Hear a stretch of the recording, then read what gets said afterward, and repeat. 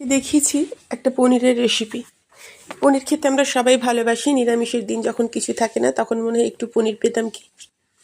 একটা পনির আমার কাছে ছিল। পনিরটা এই ওজনটা প্রায় হবে 500 গ্রাম মতো ছিল আমার কাছে। ওজনটা দেখে মনে হচ্ছে না, কিন্তু অনেকটা ভারী।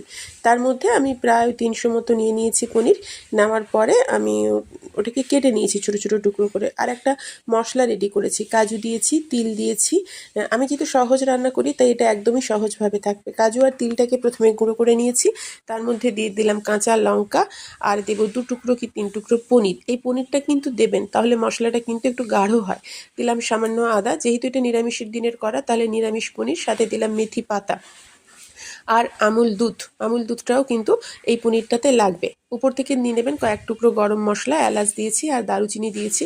অন্য গরম মশলাগুলো যেহেতু খুব একটা পছন্দ করি না আমি, তাই দিইনি। আর দিয়ে নিলাম দুধ আর চিনি। এবার এটার একটা পেস্ট বানিয়ে নেব। যেহেতু সহজ রান্না তাই সহজে করতে হবে। আর সহজে কিভাবে করতে হলে মাথায় কিছু বুদ্ধি খাটাতে হয়। সাদা তেলের মধ্যে দিয়েছিলাম একটু খালি ঘি আর সামান্য একটু বাটার, আর দিলাম শাহজিরে তো আমরা সবাই চিনি। এবার এই পনিরগুলোকে একটু উল্টে পাল্টে ভেজে নেব। হ্যাঁ, নর্মালি সাধারণত অন্য দিনে পনির আমি যতটা লাল করে ভাজি, আজকে কিন্তু ঠিক ততটা লাল করে ভাজবো না। যেহেতু এটা সাদা সাদা রান্না করব তাই একটু সাদা সাদাই থাকবে, একেবারে লাল হবে না কিন্তু উপরটা। দেখুন পনিরটা কতটা ভাজা হয়েছে, জাস্ট একটু উল্টে দিয়েছি, হালকা একটা লালচে ভাব এসছে। আর কিন্তু কোনো কাজ নেই তেমন। যে মশলাটা রেডি করেছিলাম সেই মশলাটা এর মধ্যে মশলাটা দিয়ে নেওয়ার পরে এটাকে একটু আলতো হাতে নাড়িয়ে দিতে হবে যাতে মশলাটা পুরো পনিরটার গায়ে মিশে যায়। গ্রাইন্ডারের ঢাকনাটা ধুয়ে আমি দিলাম সামান্য পরিমাণে জল। আর কিন্তু খুব বেশি জল দেবো না, দিতে হলে এবার দেবো দুধ, কারণ এই রান্নাটার বেশিরভাগটাই হবে দুধ দিয়ে।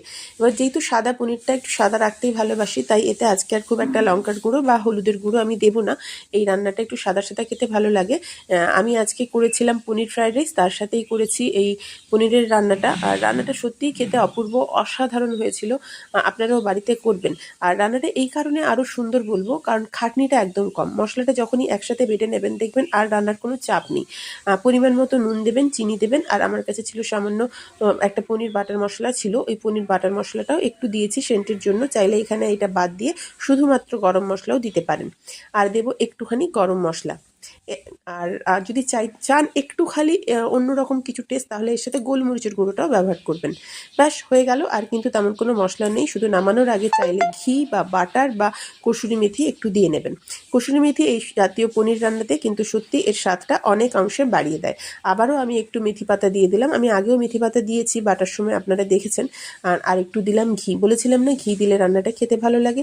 এবার ফুটে উঠলো, এবার শুধু মিশিয়ে নেওয়ার পালা।